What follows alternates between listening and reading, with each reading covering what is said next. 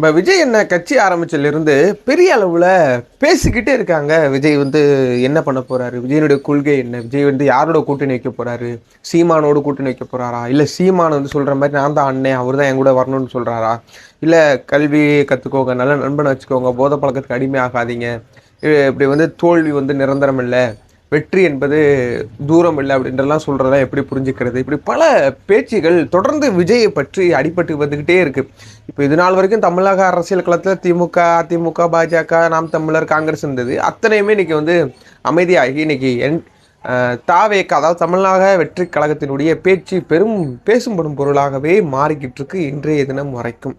என்ன அப்படின்னு பார்த்தீங்கன்னா, சமீபத்தில் தான் அவருக்கு வந்து +2 10th மாணவர்களுக்கு ஊக்கத்தொகையும் பாராட்டு சான்றிதழும் வழங்கி சிறப்பித்தார். இப்போது என்ன பேச்சு அடிப்படுது அப்படின்னா, வரக்கூடிய 2026 தேர்தல் களம், சட்டமன்ற தேர்தல் களம், யார் முதலமைச்சர் தீர்மானிக்கக்கூடிய அந்த தேர்தல் களத்தில் உதயநிதியா விஜயா அப்படின்ற ஒரு பேச்சு ஒன்று பெரிய அளவில் பேசும்படும் பொருளாகவே அரசியல் வட்டாரங்களில் மாறிக்கிட்டு இருக்கு.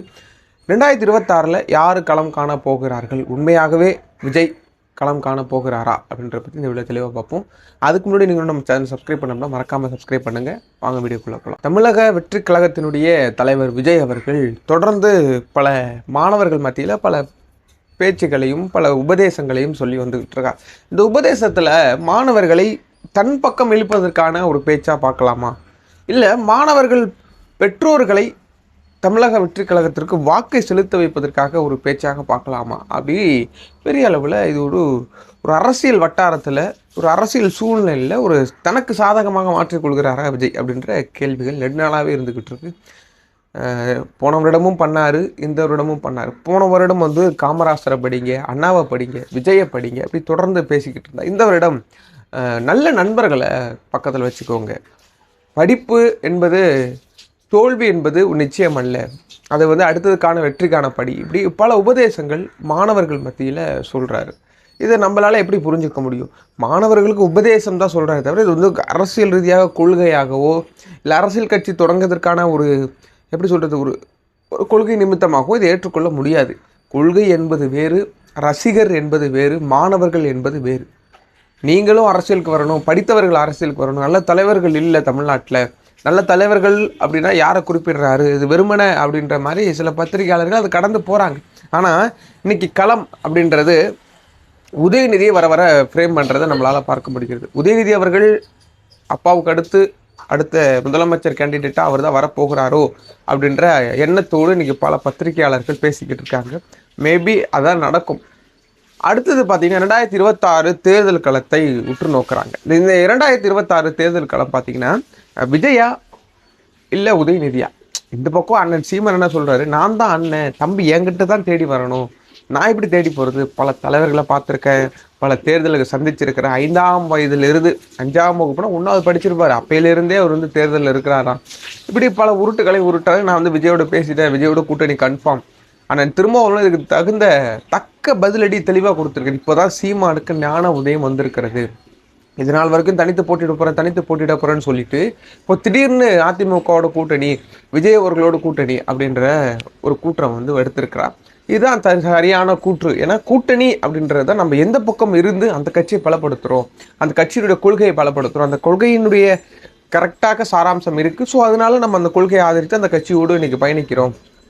நம்மளை பயணிக்கக்கூடிய நம்மளை பின்தொடரக்கூடிய மக்களுக்கும் இது ஒரு சான்றாக இருக்கும்ன்றது அந்த தொல் திருமாவளவனுக்கு மிக தெளிவாக நேற்றைக்கு ஒரு விவாதத்தில் தெளிவாக பேசியிருக்கிறார்.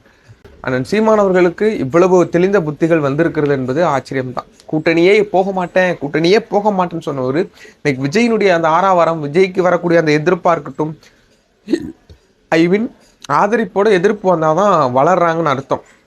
இன்றைக்கி அவ்வளவு எதிர்ப்புகள் வருது. அவ்வளவு எதிர்ப்புகளை தாண்டியும் இன்றைக்கி வந்து விஜய் அவர்களை பேசும்படும் பொருளாக மாறி இருக்கிறாங்க. உடனடியாக அண்ணன் சீமான் அவர்கள் நாம் தமிழர் கட்சியோடு தாவேக்காவை என்னடா அப்படின்னு சொல்லி ஒரு பெரிய அளவில், அதுவும் நேற்றைக்கெல்லாம் சமூக வலைத்தளங்கள் மத்தியில் பெரிய அளவில் பேசிக்கிட்டே இருக்காங்க அந்த மாதிரி விஷயங்களை. இப்போது உதயநிதியா விஜயா அப்படின்ற ஒரு கட்டத்துக்கு நம்ம கொண்டு போனோம் அப்படின்னா, விஜய் அப்படின்றவர் தற்போது தான் தேர்தலுடைய அந்த இலக்கை நோக்கி அது செஞ்சுக்கிட்டு இருக்கிறார். உதயநிதி அவர்கள் ஆல்ரெடி அமைச்சராக இருக்கிறாரு, எம்எல்ஏவாக இருக்காரு, இன்றைக்கி மிக மிக முக்கிய பொறுப்புகள் அப்படின்னு சொல்லிட்டு வந்துக்கிட்டு இருக்காருன்னு வச்சுக்கோங்களேன். 26க்கு அப்புறமும் அவருடைய அந்த கரம் ஓங்கும். ஏன்னா உதயநிதி ஆளும் கட்சி, பணபலம் படைத்த கட்சி, அதிகாரமிக்க கட்சி. திமுகன்றது பல ஆண்டுகள் மத்தியில் மக்களை ஆண்ட கட்சி. இப்படி பல கோணங்களில் உதயநிதியை பார்க்கலாம். ஆனால் விஜய் அவர்கள் எந்த பின்புலமும் இல்லாமல் இன்னைக்கு மக்கள் மத்தியில் பெரிய அளவில் வளர்வதற்கான ஒரு வாய்ப்பை உருவாக்கி கொண்டிருக்கிறார் விஜய் அவர்கள். உதயநிதியா விஜயா அப்படின்னு பார்த்தோம்னா, தயவோடு மக்களோடு அப்படின்னு பார்த்தோம்னா எது இந்த இடத்துல போட்டி போட போகுது அப்படின்றது தெரியல.